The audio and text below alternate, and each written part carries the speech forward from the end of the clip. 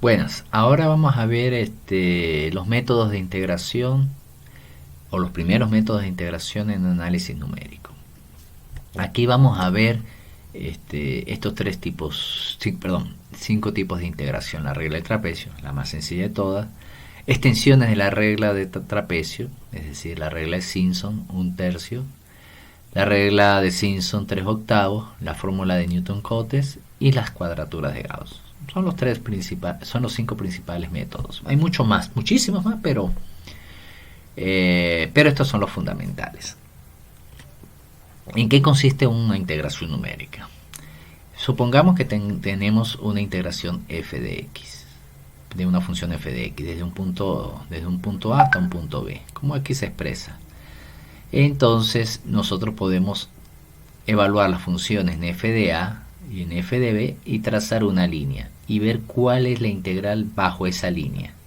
Como nosotros sabemos que el área bajo la curva es la integral de la función, pues nosotros tenemos que el área bajo esta recta también es un valor cercano a la integral que corresponde. Entonces, entre más pequeño sea este error, más cercano va a ser el área bajo de este polinomio al valor real de la integral.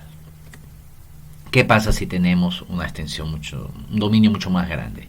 Pues sencillamente podemos dividir en varias secciones y trazar valores, reglas del trapecio, que es como se llama esta fórmula de integración, para cada pequeño intervalo, y así en cada intervalo pues tenemos un error, va a ser menos o mayor dependiendo de la función y del espacio entre x0 y la distancia entre x0 y x1. O sea, entre más subdivisiones tengamos, mejor va a ser el valor, pero más costoso va a ser la integración, computacionalmente hablando.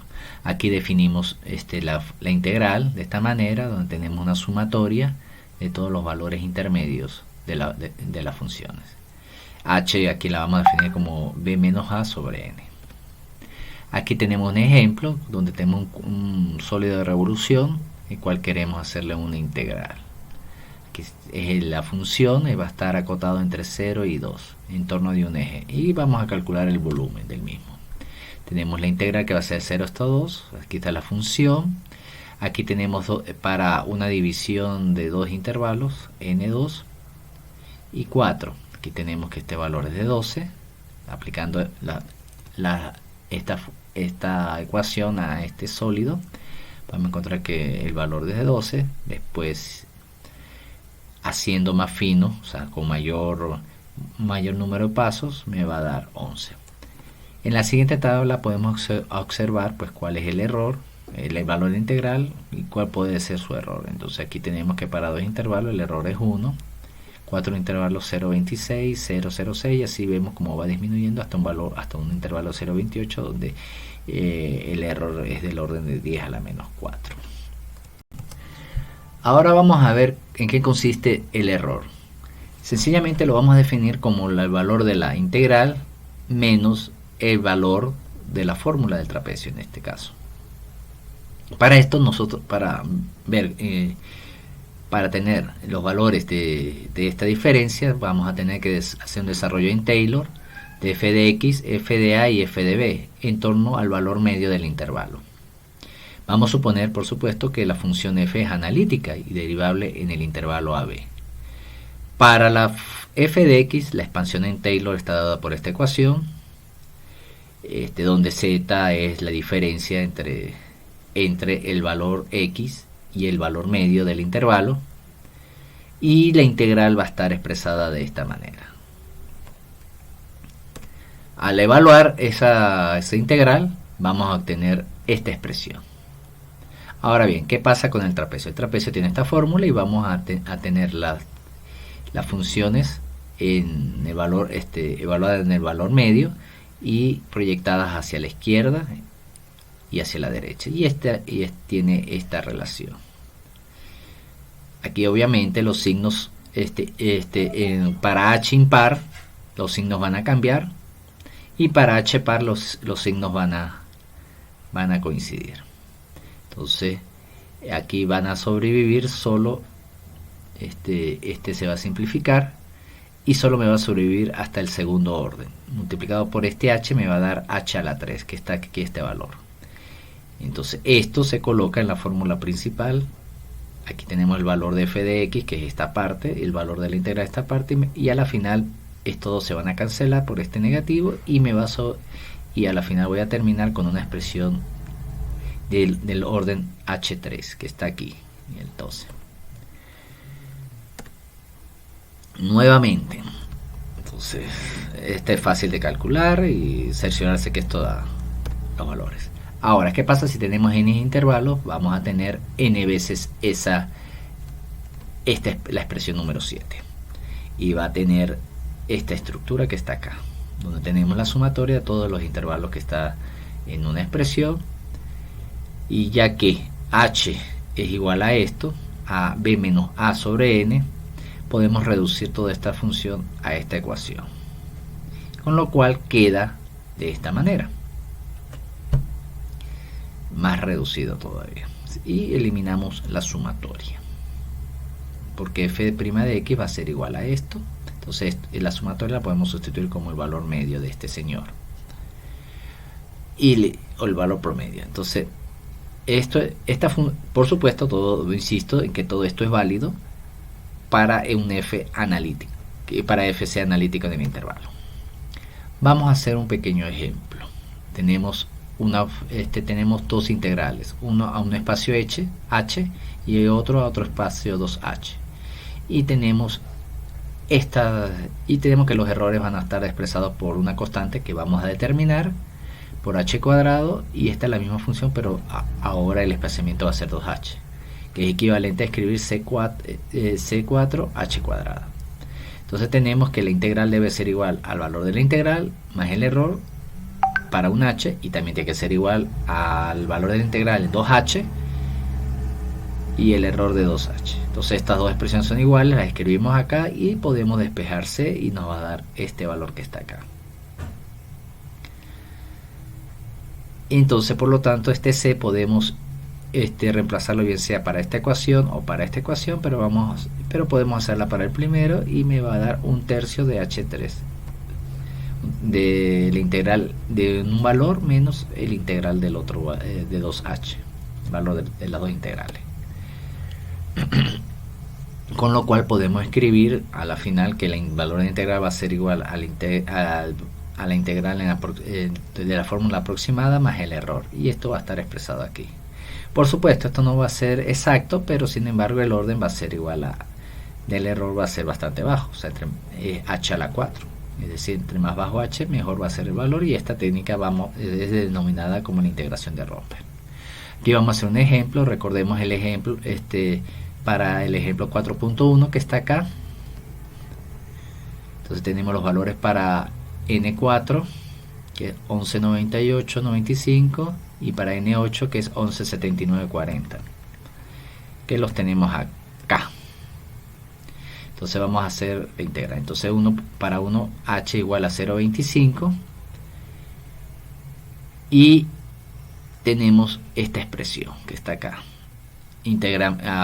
Utilizamos esta ecuación que está acá, la parte del error, y nos va a dar menos 0,096. Ahora vamos a sumar ese error al valor de la integral, que es 0,94, y le corregimos el error y me da 11,7288. Este resultado coincide con el valor para 128 en el ejemplo 4.2, y entonces ustedes pueden observar que de 8, con un valor de 8, con dos valores de n4 y n8, podemos generar el valor semejante a un valor de n128. La mejora es sustancial. Vamos a ver ahora la regla de Simpson 1/3. ¿En qué consiste esto?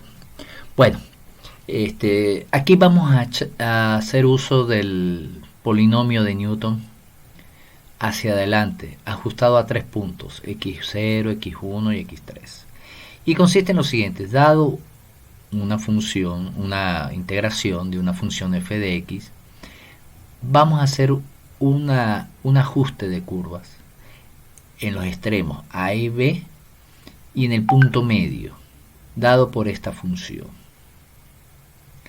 el cual va a estar sopesada por este coeficiente h a la 3 sobre 3, y esto me va a generar el error. H va a ser igual a la diferencia entre A y B sobre 2, y x barra va a ser el punto medio entre esos dos extremos. El error va a estar dado por esta función, por esta ecuación, la ecuación número 15.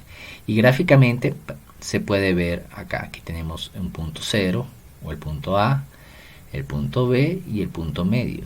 Y como vemos, en vez de tener una línea desde el punto A hasta el punto B, hay una pequeña interpolación de una curva acá.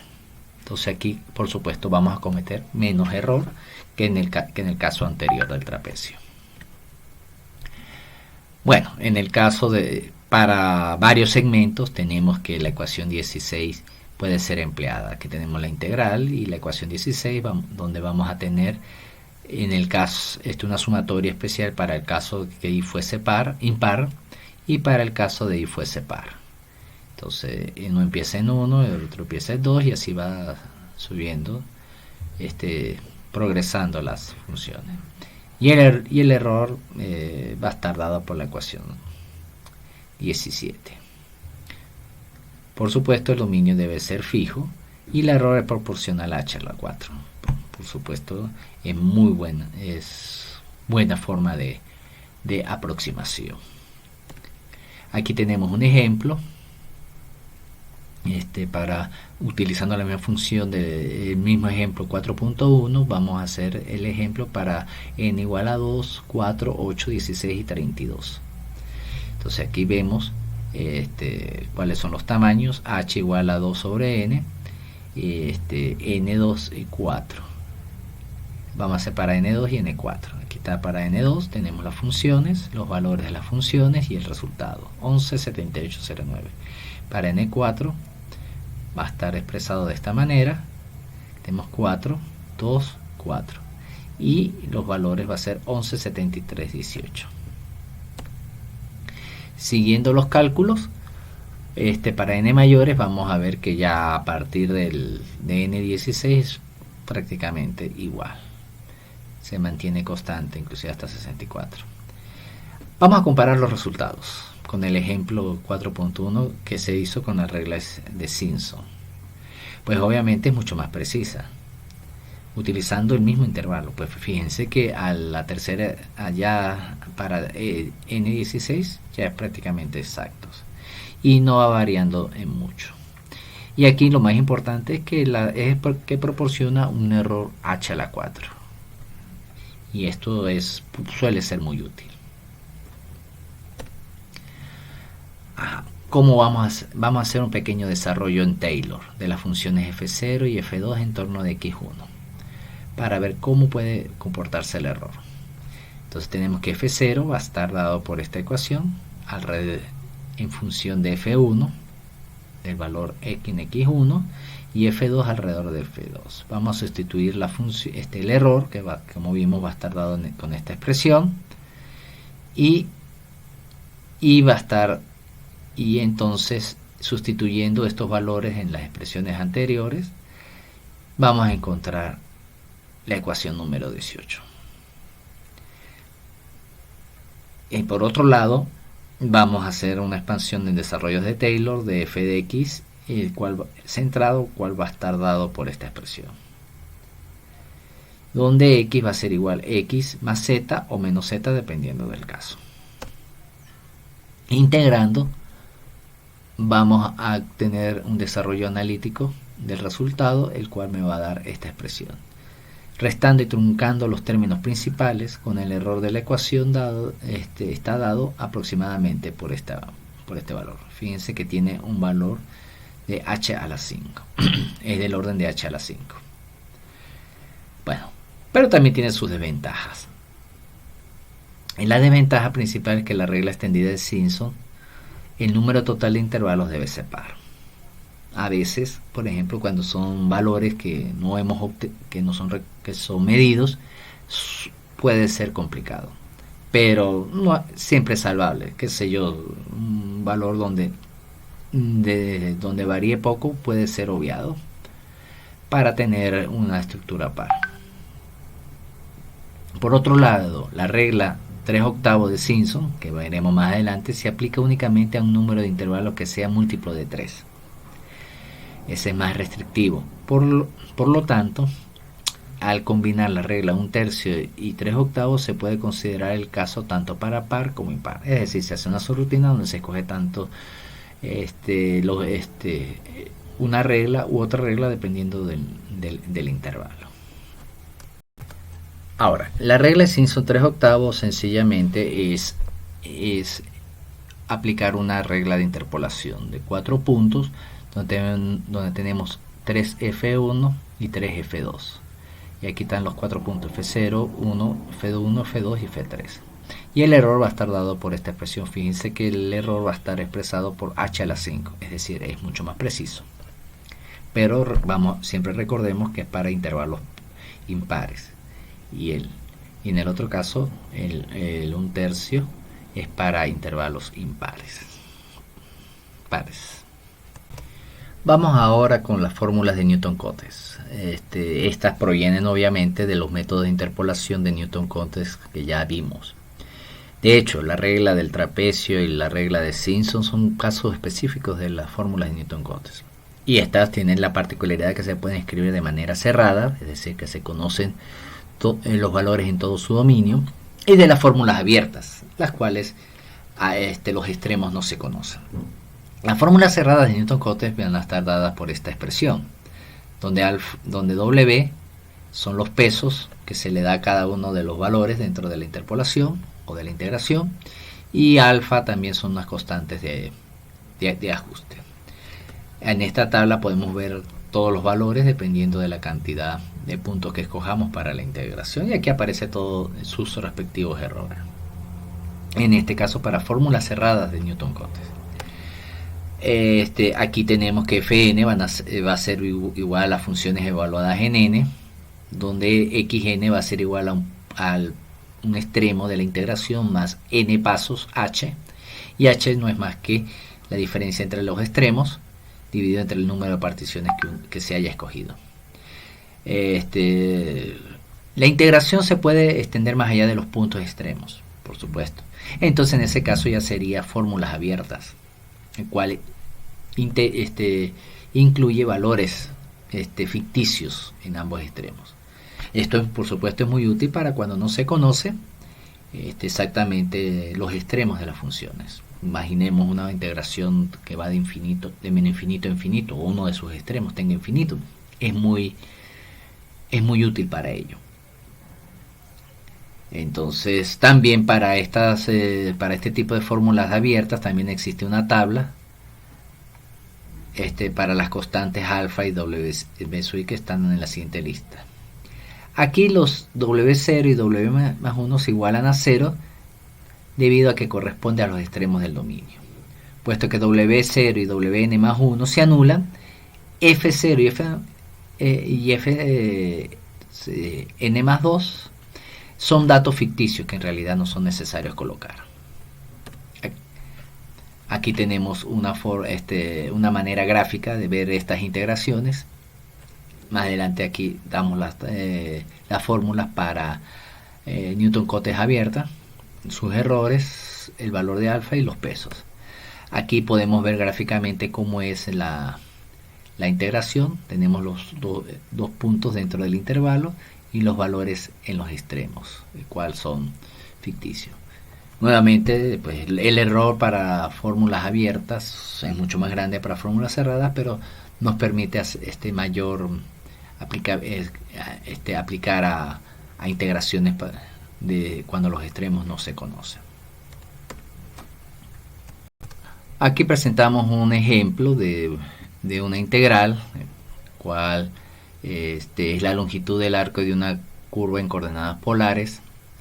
Aquí vamos a calcular el arco de la curva dada por esta ecuación en un intervalo de 0 hasta pi, utilizando para ello la fórmula cerrada de integración de Newton-Cotes. Tenemos que el ds, que es la longitud de arco, va a estar dado por esto, y es igual a esto. Bueno, si utilizamos el programa que aparece en el libro, vamos a obtener estos resultados para estos intervalos. Si nosotros utilizamos un orden 2, me da 8,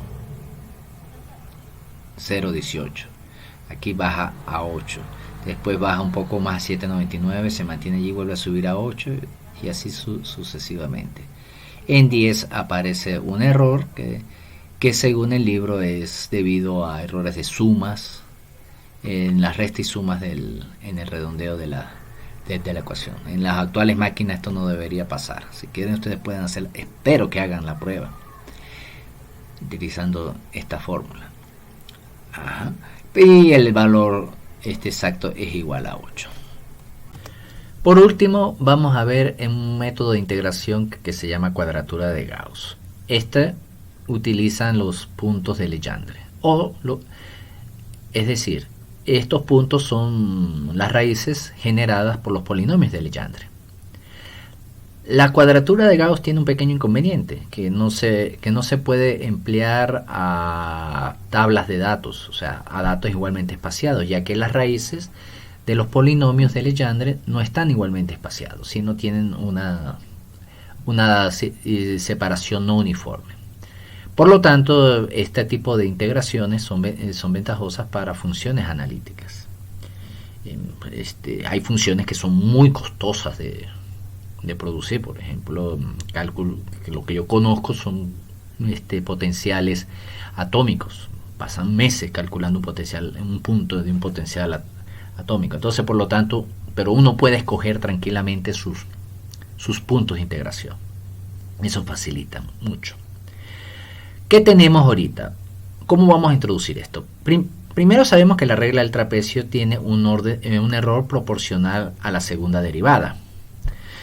En este caso, para funciones como f1 y fx, son exactas las integraciones para ese tipo de funciones. La regla de Simpson pues es proporcional a la cuarta derivada. Eso quiere decir que para todas estas funciones los errores son exactos. ¿A qué vamos con esto? En el siguiente ejemplo nosotros vamos a mostrar que uno puede ajustar la distancia de los puntos de integración de tal manera que el error se anule. En este ejemplo consideremos que tenemos una función de menos 1 a 1 cualquiera y que se va a integrar de esta manera a través de dos puntos x1 y x2 con unos respectivos pesos que van a ser hallados y va a tener un error. Esto es lo que vamos a suponer. ¿Para qué tipo de funciones? Para las funciones 1, x al cuadrado y x al cubo. En todas estas integraciones vamos a requerir que el error sea igual a 0. Todos estos valores que están aquí del lado izquierdo son los valores exactos de las integraciones. Entonces, vamos a tener 4 ecuaciones con 4 incógnitas. Vamos a escoger primero tal que W1 y W2 sean iguales a 1. También vamos a escoger que x2 sea igual a menos x1, o sea que sea simétrico en 0. Entonces, dado este caso, si nosotros escogemos estos valores W1 y W2, la primera ecuación se satisface. También la segunda ecuación, dado que estos dos valores x1 y x2 son de signos contrarios pero iguales, directamente se me va a satisfacer. Igual que la tercera ecuación, se va a satisfacer. ¿Qué pasa con la cuarta ecuación? ¿Qué pasa con la tercera ecuación? Esta ecuación va a tener, a la final se va a reducir este valor. Hacemos x2 igual a x1, estos son 1, esto me va a dar 2x1 al cuadrado, que se me va a cancelar con este 2 y me va a dar un tercio. Y eso es todo. Y se me va a satisfacer. De este valor, pues tenemos los dos puntos de x. x1 va a valer esto y x2 va a valer esto. Y con esto se va a encontrar que la ecuación va a ser exacta. Se va a satisfacer. Entonces, por lo tanto, con estos valores de integración, podemos obtener el valor exacto de esta integral. sencillamente con un buen ajuste de los pesos y de los puntos de integración. Entonces, de esta manera nosotros podemos obtener lo siguiente. Podemos decir que la fórmula general de la cuadratura de Gauss de orden n es exacta cuando se integra un polinomio de orden menor o igual a 2n menos 1. Eso quiere decir que con la mitad, o cercano de la mitad, del orden de integración de cualquier polinomio, recordemos que cualquier función puede expresarse en polinomio, nosotros podemos tener una integral exacta. Entonces el ahorro computacional es significativo.